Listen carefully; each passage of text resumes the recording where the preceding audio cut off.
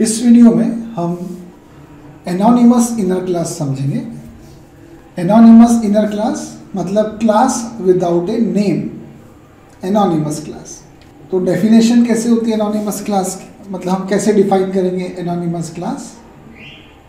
हमने लिखा न्यू ए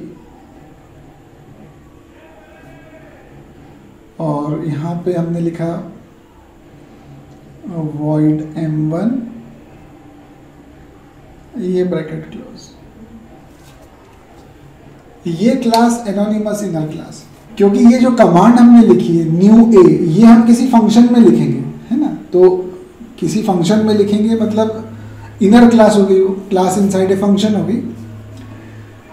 सिंटेक्स का मतलब क्या है, न्यू ए और उसके बाद ब्रैकेट ओपन कर दिया। जहां पे हम लिखते थे क्लास ए, वहां पे हमने लिखा न्यू ए और फिर ब्रैकेट ओपन करके उसके अंदर क्लास की डेफिनेशन है। तो ये जो इनर क्लास हमने लिखी है, ये इनर क्लास कैसी है, ये क्लास है यहाँ से लेके यहाँ तक, ये एक क्लास है, ऐसी क्लास है जिसका कोई नाम नहीं है और इस क्लास ने कैपिटल ए क्लास को इनहेरिट किया हुआ है।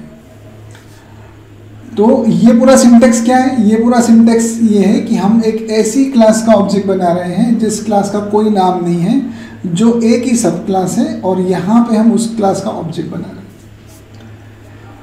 तो इस ऑब्जेक्ट को हम किसी वेरिएबल में भी असाइन कर सकते हैं, ये हमने ऐसा लिख दिया। तो जिस जगह पे हमने ए इक्वल टू न्यू ए लिखा, ऐसा अगर हम लिख के यहाँ सेमीकोलन लगा दें तो इसका मतलब हम ए क्लास का ऑब्जेक्ट बना रहे हैं। लेकिन यहाँ सेमीकोलन लगाने की बजाय हमने यहाँ पर क्लास डेफिनेशन लिख दी। इसका मतलब क्या है, हम एक ऑब्जेक्ट बना रहे हैं ऐसी क्लास का जो क्लास ए की सब क्लास है और उसकी डेफिनेशन ये है, और इस क्लास का ऑब्जेक्ट बन के ए में असाइन हो रहा है। तो सब क्लास का ऑब्जेक्ट सुपर क्लास में असाइन होता ही है। तो ये एक ऐसी क्लास है जिसने इस क्लास को इनहेरिट किया हुआ है। अगर ये जो ए है ये इंटरफेस का नाम होता, मतलब अगर हम ऐसा लिखते हैं I small I is equal to nu I और उसके बाद हम ब्रैकेट खोल देते हैं और फिर हम उसमें void m1 फंक्शन लिखते हैं। इसका मतलब क्या है, इसका मतलब अगर ये आई इंटरफेस है तो इंटरफेस का कंस्ट्रक्टर तो कॉल ही नहीं कर सकते हैं, फिर हमने इंटरफेस का कंस्ट्रक्टर कैसे कॉल कर दिया।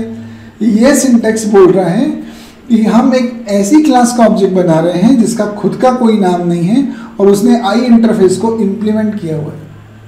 तो ये क्लास आई इंटरफेस को इम्प्लीमेंट करती हुई क्लास है और हम ऐसी क्लास का ऑब्जेक्ट बना रहे हैं और उसको हमने आई में असाइन कर दिया। तो जिस क्लास ने आई इंटरफेस को इम्प्लीमेंट किया हुआ है उस क्लास का ऑब्जेक्ट बन के आई में असाइन हो गया।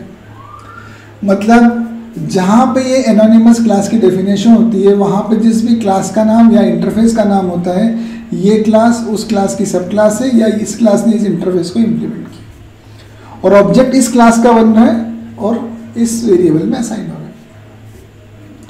तो हम डायरेक्टली इसको किसी मेथड के पैरामीटर में भी पास कर सकते हैं, हम इसको अंदर मेथड के अंदर भी लिख सकते हैं। ये क्लास हम किसी फंक्शन में या एज ए फंक्शन के पैरामीटर में पास करते हैं। जब हम जावा में या एंड्रॉयड में लिसनर्स बनाते हैं, जैसे बटन का क्लिक लिसनर बना रहे हैं, उस जगह पे हम इसको हमेशा यूज़ करते हैं। जैसे बटन के ऊपर हम लिखते हैं ऐड एक्शन लिसनर या ऑन क्लिक लिसनर, तो on click listener B dot on click listener, यहाँ पे हमको उस क्लास का ऑब्जेक्ट पास करना है जिसने क्लिक लिसनर इंटरफेस को इम्प्लीमेंट किया हो। तो यहाँ पे उस क्लास का ऑब्जेक्ट बना के पास करने की बजाय सीधे हम लिख सकते हैं न्यू क्लिक लिसनर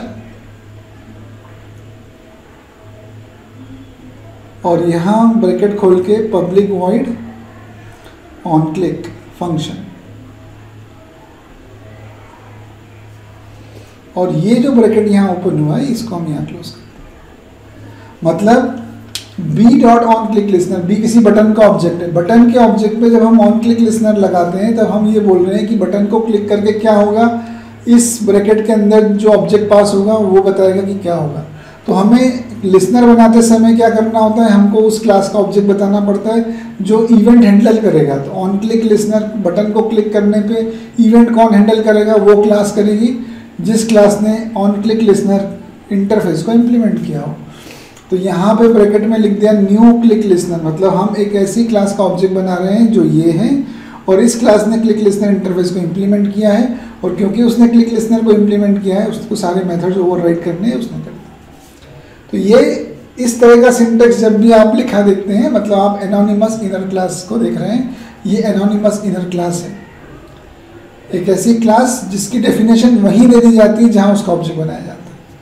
ये हम उस क्लास का ऑब्जेक्ट बना रहे हैं, उसको डिफाइन भी उसी लाइन में कर दिए, ये इक्वल टू न्यू है, सेमीकोलन नहीं लगा, ये हम क्लास की बॉडी के बाद सेमीकोलन है। इसका मतलब वो क्लास वहीं डिफाइन होती है जहाँ उसको यूज़ करना होता है। सिंटेक्स वाइज आप देख लें कि अगर यहाँ पे क्लास का नाम है तो ये क्लास उस क्लास की सब क्लास है, और इंटरफेस का नाम है तो ये क्लास उस इंटरफेस को इम्प्लीमेंट करती है, और इसी समय उसका ऑब्जेक्ट बन रहा है। यहाँ पे अपन ने देखा ऑब्जेक्ट बन के वहाँ पे पैरामीटर में भी पास हो गया इस मेथड के। तो ये एनोनिमस इनर क्लास। एक्सेसिबिलिटी क्या होती है?